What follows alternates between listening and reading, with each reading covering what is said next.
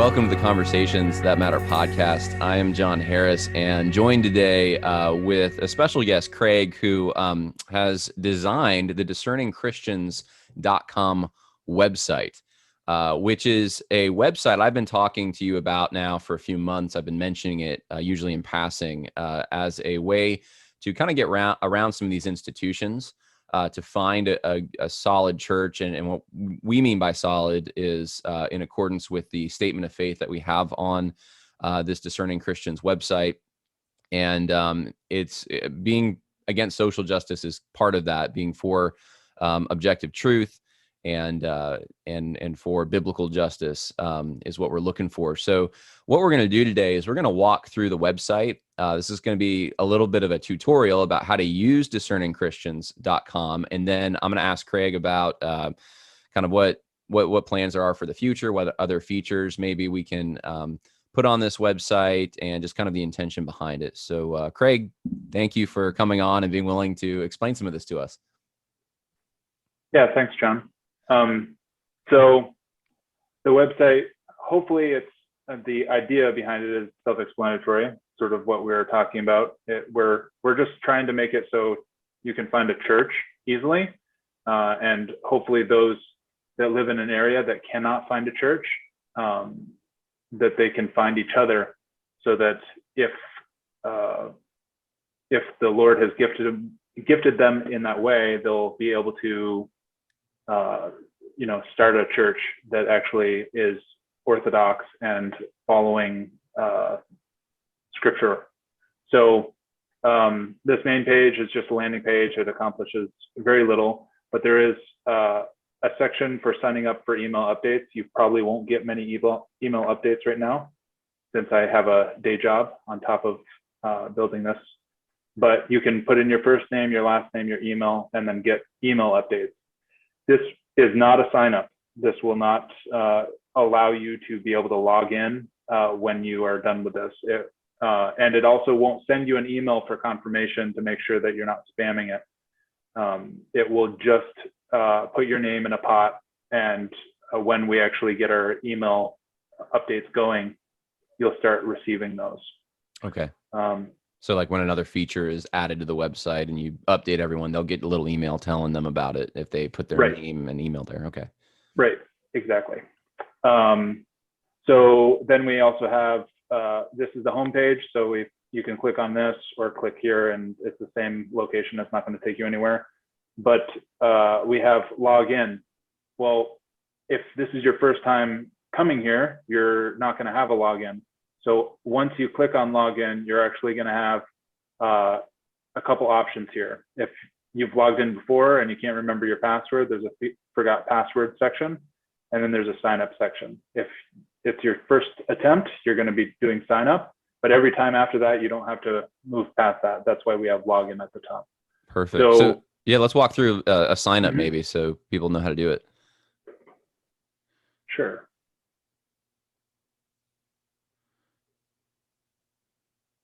My name on there is Ms. Kucher, so I'll just put in Ms. Kucher 3. I don't think I have Discerning Christians on here.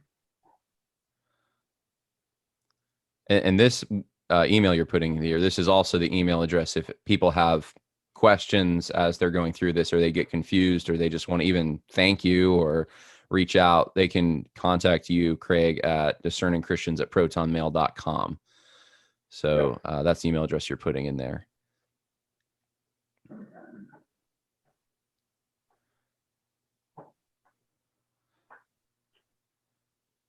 And then you have to agree with both our terms and conditions and statement of faith to be able to register. It will reject when you click this if you don't have that. You must agree. And the statement of faith, I know we don't need to go through all of it right now, but people should probably at least read that before they're going to click the "Do you agree?" I know sometimes we scan over those things, but we did put some care into this, and it does outline what the website stands for, what kind of churches we're looking for. Right. So this is hopefully the doing the demo, I'll be able to get the email in an expedited manner. Let me just see here. I'm probably not going to show you receiving the email right now. That's fine. You could probably turn that off, everything. the share screen off. I don't know. Yeah. So this is, I mean, this is a pretty simple process so far. You're just, I mean, that took what, 30 seconds to just put in a username, email, and a password. And it'd take a little longer when you read the statement of faith. The terms and conditions are pretty standard. But after you look through all that, that's going to be, when you press register, that's going to be it. You're in the website at that point. And I know I've had some people who have said they go to the front of the website and they want to find a church, and they click on the find a church. Really, where you want to start, though, is creating an account first. And that will enable you to take advantage of some of the features on the website, and some features that will be updated later as well and added. So it's not like a public database that we want everyone having access to. I think part of the intention behind that is security, getting doxxed. And we want to try to minimize that as much as possible. I know there's been some mechanisms put into this to try to prevent that. So Craig, Right. Whenever you're ready, I'm just talking because I know you're waiting for that email. Well, I did get the email. I just want to clarify how the email will come through. It says, "Welcome to Discerning Christians." It will say hello and then your username. So we're not actually dealing with your actual name. That's one of the mechanisms that we're trying to take to prevent the doxing. And it just says, "Thank you for signing up," and then you click confirm sign up, and it gives you this link that you're going to go to, and I can resume share here. So as soon as I did that, it immediately took me in. What it's actually doing behind the scenes is it's basically doing a bunch of stuff where it's got a very long secure token that confirms that the email that you're clicking on is actually an email that we've confirmed, and then it logs you into this page. So on this page, you've got the view my page option. So you'll be able to see your page, which is very minimal. You'll also be able to add a profile image, which John already has done. I haven't done that because I'm trying to be cautious about those things. You can also put in where you live. This wasn't originally on purpose, but we're not using Google for any of the mapping. And the provider that we're using actually is not consistent. So I consider it a potential positive to prevent doxing, because people can't find where you actually live. So if you put in your address, it will actually put a pin on the map, and then it will try to re-query it, and it will give you a completely different location than where you live, but it's near where you live. So if you want to say that you live somewhere so people can find you, you can do that, and it will be somewhat obscured for the most part. So give me an idea. So if I put, let's say, Nashville, Tennessee, I live in Nashville, is it going to show on the map that I live somewhere else? Oh, you're doing Nashville. Okay. Yeah, you can do Nashville, Tennessee, put it in there, you submit. You have the option of choose your preferred denominations with the thumbs up and thumbs down, but I just sort of thumbs down on the Presbyterians. Yeah. No. Yeah. We don't want them. Yeah, you can say thumbs down Presbyterian, thumbs up Baptist, whatever, and then the other ones are neutral. Like, well, we could also put thumbs down for charismatic. I don't know. I know some pretty cool charismatics. Yeah. Anyways. All right, so you can put. This is going to be publicly accessible too. People can see, okay, that guy's a Baptist when they look at your profile, or? Not yet. Okay. We're sort of future-proofing it, so we'll be able to put that in there. And potentially one of the things that I want to implement in the future, so this is forward-looking statement, is have something on your map so you can filter the potential churches near you based on what you put in here. Okay. So it'd probably be all of the thumbs up, not the thumbs down. or you could say, I want to do it based on those that I agree with, or those that I'm neutral to, or whatever. So, Gotcha. And then you can also put in like Dallas. So looking location, if you wanted to, so if you live in Nashville, but you're looking, so you're going to move to Dallas, is that the intention? So I want to look in Dallas? Yeah. Yeah. Okay. Or say you've got a, you just lost your job or whatever, and you've got like potential locations that you're willing to take jobs at because people gave you offers. You can put a bunch of them out there for scattered locations, and then other people might actually be able to ping you in those particular areas. So they'll see that you're looking there if they look at your profile, or they'll okay. Yep. I can reach out. Yeah. I noticed too, there's a create an organization here on the bottom right. Yeah, this is a very important feature for churches. If you're a pastor or someone who's trying to put your church on the map, this is where you'd go, right? Yep. Let me just see if I can submit that. I don't think it worked. Something happened. So in here, if you already have a church that has entered their information in MapQuest, this search box is using MapQuest. So if they already have their location out there, one of the churches that I had attended when I lived in New Hampshire was Crossway. They're already on the map, but you can type it in and it fills in pretty much everything that's available. It'll move the map over to where the church is actually located. And then you can move the marker around because sometimes it's not perfectly accurate. Yeah, put it on that cross. Yeah, put it right over the cross. There you go. And it even says Trinity Lutheran Church, which is out of date. That's the previous church that was there. Okay. And then at which point you actually fill in the email and the website. Right. So you'll probably have to go to their website to pull in this information for the email, for their contact email. It's not requiring an email. So in certain cases, churches will have like a contact us page instead of an actual email. So even though this is email, you can actually put in the contact website page, the actual page on their website, and then the regular just landing page. And I do have a requirement to create a position because all these organizations, we're not requiring people to log in as an organization. They're creating it from a position. So the position is basically how are they connected with the website or with the actual organization. I've been doing a lot of these, so you'll see a lot of nobodies in there because I just put in my title as nobody because I'm just a nobody compared to a lot of these churches. But a lot of people were asking for them to be added. And then you have a selection of full-time, part-time, or volunteer.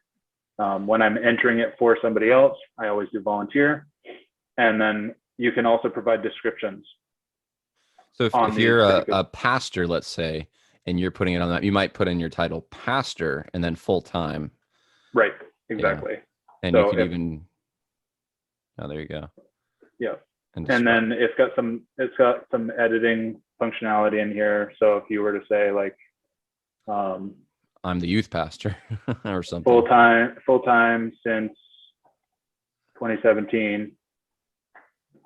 Yeah. Or something along those lines, you can do that. One of the other features that is built into this, in accordance with all of this, I do have to put in some type of email address here,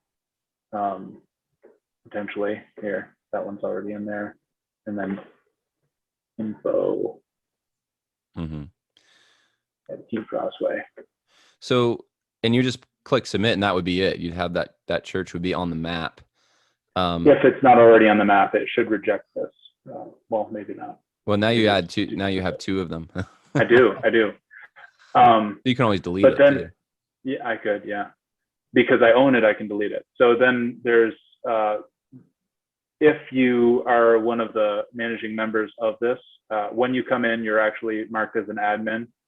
You can actually mark other users as admins as well. You can add positions So say if there's an open position, you mark it as open. You provide the job type, whether it's full-time, part-time, volunteer, and then you can give a full description. You can even, I believe you can copy it from Word. It's not going to be perfectly formatted, but some of the things will be formatted okay. And then you might want to format it some more. Maybe run it through a text, I don't know, another program or something like your basic text editor. Yeah, well, this will give you a lot of your editing too. So if you have like, you know, position requirements, and you can bold those. You can also say, hey, I want this to be like the H2 title to go with that, and I don't want it. And then I fill in this, but it might actually be, you know, your bullet points. You can do all that kind of stuff so that it looks pretty nice, and it'll actually go in under the position when you click into it. And then you can also say, "Is what?" Yep. Oh no, I'm sorry, I didn't mean to interrupt you. You said organization manager you were talking about. Right. This is the admin essentially. So if you mark a position, because I'm an admin or admin for this organization, I can say is organization manager, which basically means that this person can also make adjustments to the particular position of they can edit the church. They can edit if the church moves an address, they can also okay.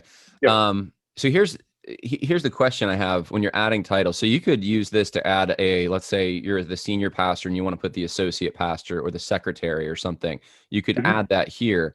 But it sounds like what you're saying is you can also put a hiring ad there as well. Say, hey, we're looking for a youth pastor or something. You can put that in the title. I don't know what you put, maybe looking youth pastor or youth pastor for hire or something like that.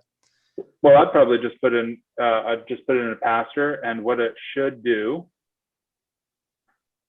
is I wouldn't mark this as organizational manager until you actually have somebody filling it in. But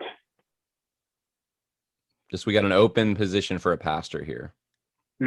Okay. So when you go, let's say it's someone who already works there. So this isn't not looking for anyone. It's just someone who works there. You wouldn't put status open, right? You'd put filled. Okay, so I got you now.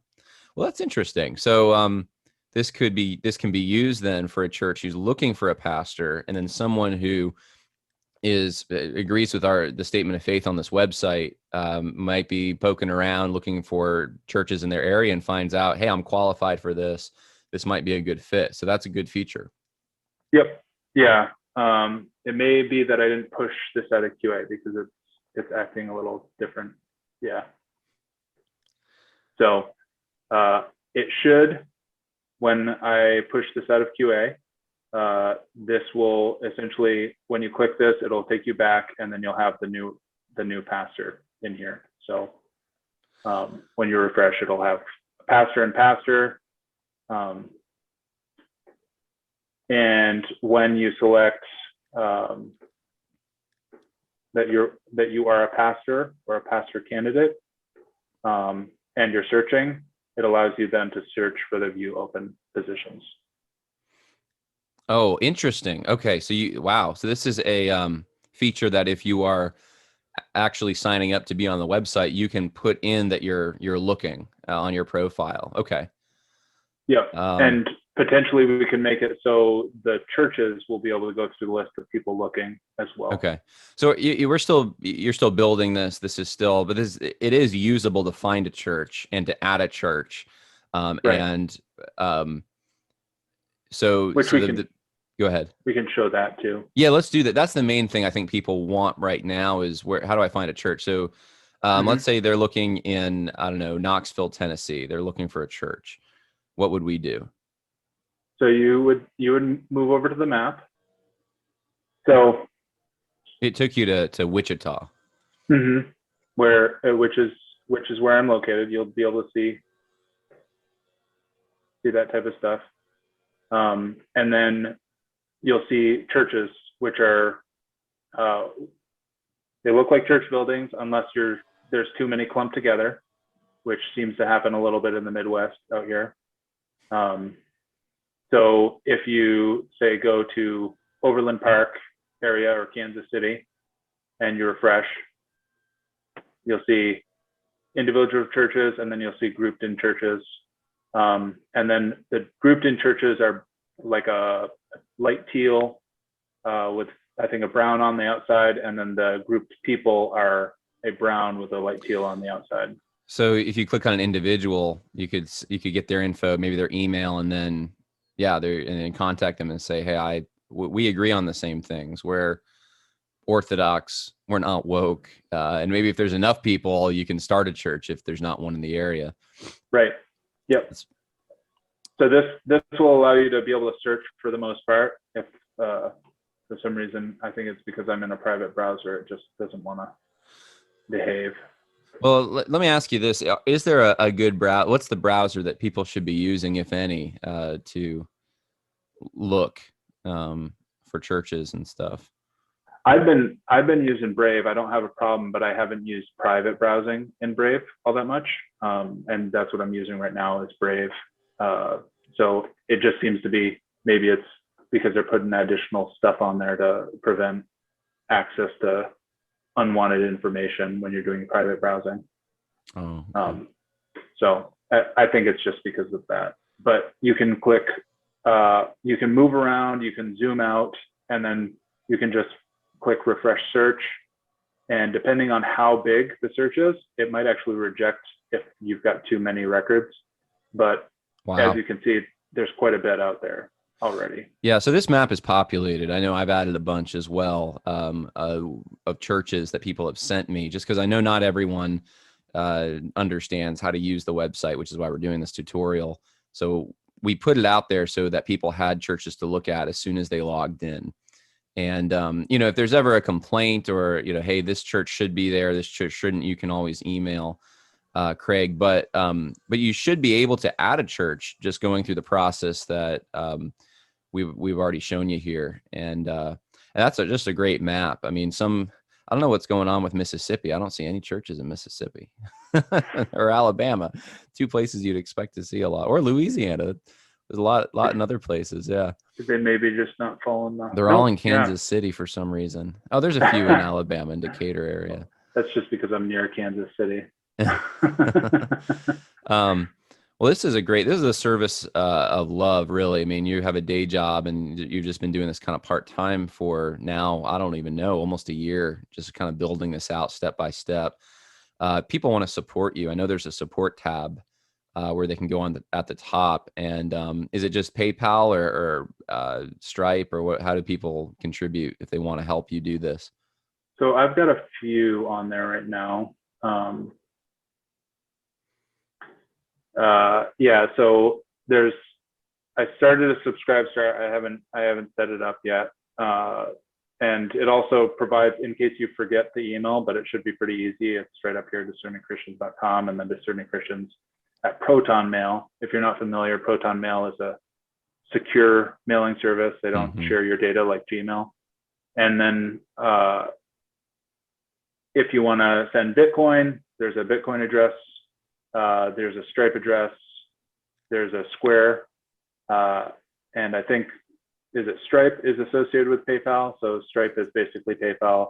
Then there's Litecoin, Ethereum, and Bitcoin Cash as potential ways of.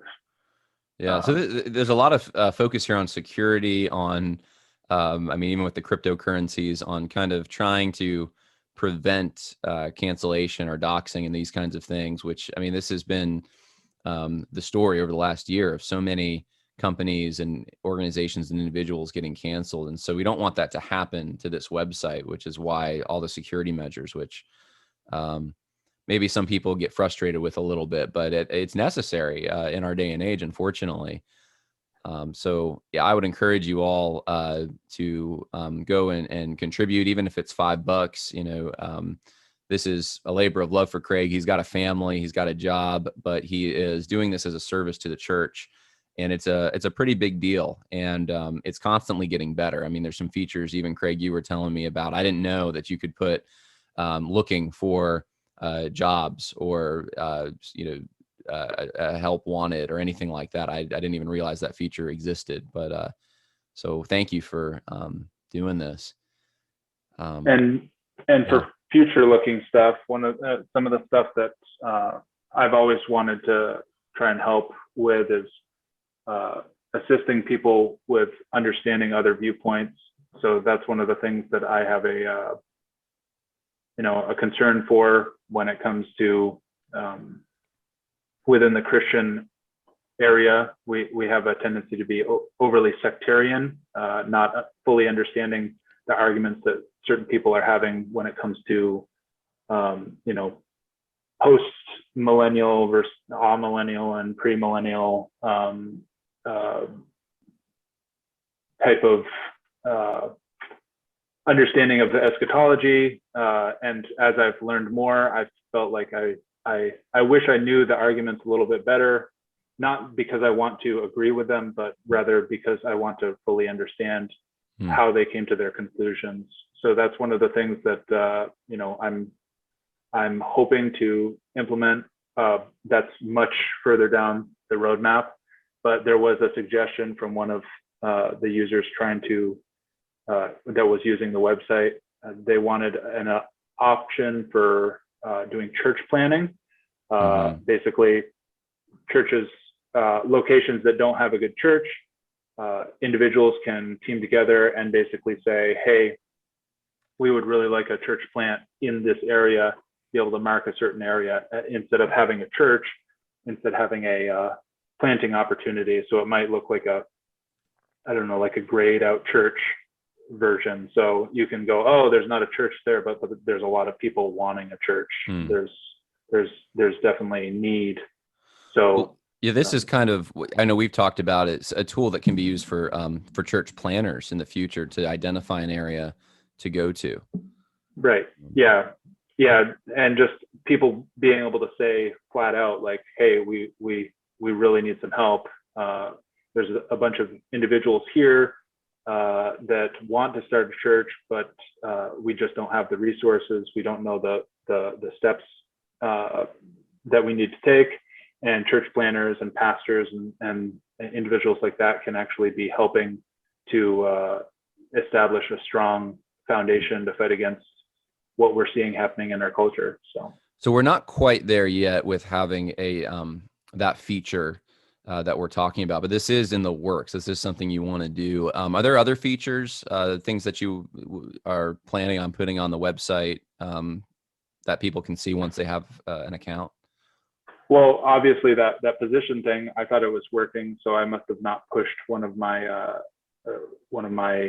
pushes. And please forgive me for not having it working. I like I said, like John said, I have a day job, so I'm not necessarily able to stay on top of this the whole time. But the open positions, it will show as open position. You can adjust the open position from the perspective of on the organization. You'll actually be able to fill in a lot of information regarding the church. So you might be able to put in like your doctrinal statement or whatever. And I'm not going to test it because I just proved that some of the stuff that I had pushed isn't working as expected. But the idea is that you'll be able to put in verses, and the verses will actually hop over to, right now I just have it hopping over to Bible Gateway with whatever your preferred translation that you have set up in Bible Gateway is. And then you'll actually be able to see the translation of those verses. So people can put in like Genesis 1:1 for their profile. Okay. Things like that. And you'll be able to actually navigate back and forth and actually be able to see the verses. Now we were talking, I know at some point about having like a tab for like open jobs or something, where it was just kind of like, here's the full list of open positions. I mean, is that something as well that we can look forward to in the future? Right. And that's sort of what was already on here. I just need to make the job option because when I click on here, this is just the position page, which is essentially the open jobs. Right. I just don't have a link for it. Well, the features that are the basic features that we have right now that are working that you can use right now, if you go and sign up at discerningchristians.com, which I'm encouraging everyone to do, are you can put in your location and you can look on the map for churches. And that's the immediate need right now, is to find a church. And so those things are working very well. And I know that's helped some people already trying to find places to worship. So, and I noticed too, we haven't talked about it at all, but there is a blog feature as well on the upper right-hand corner where you can go, and we put some things there. I know there's another blog I've been planning on putting out now for a while. So here, this is just helpful information, what to look for in a church. And I wrote this not too long ago, but I'm going to put up one on how to vet someone. If you're looking for a pastor, how do you vet them for the social justice issue? Because a lot of them will say they're against critical race theory or critical theory or social justice, but are they really against it, or are they just saying that? So what kind of questions, probing questions, can you ask? I'm going to put that up probably within the next week. But this is where you can go and see some of the things, helpful tools that we're trying to put there for people. So, hey, look, I'm very grateful for the work that you're putting in here. And I just encourage people to go sign up at discerningchristians.com and go ahead and give a little donation if you can to Craig, just because he is kind of using his extra time, whether Craig, that you have extra time or not, you're using time you don't have to put this together, and we appreciate it. So God bless. Yeah, no problem. Right. God bless you. Yeah, bye now.